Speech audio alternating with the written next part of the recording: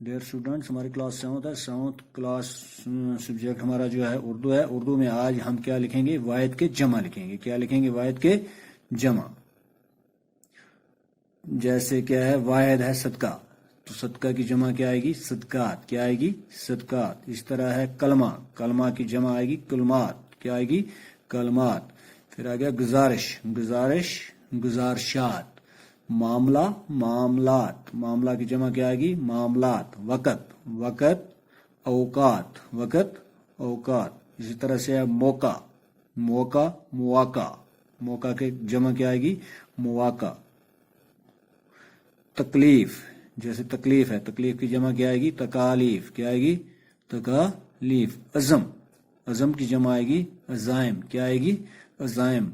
इस तरह से अमारत है, अमारत की जमा आएगी अमारात, अमारात। क्या आएगी? अमारात। तसनीफ, तसनीफ की जमा आएगी तसानीफ। क्या आएगी? तसानीफ। तो ये क्या है? हमारे वाहिद जमा, वाहिद जमा। जैसे सदका, सदकात, सदका सदकात। कलमा, कलमात। गुजारिश, गुजारशात। मामला, मामलात। वक़्त, औकात, वक़्त औकात। मौका, मुवाका, मौका मुवाका। तकलीफ, तकालीफ, तकलीफ तकालीफ। अज़म, अज़ायम, अज़म अज़ायम।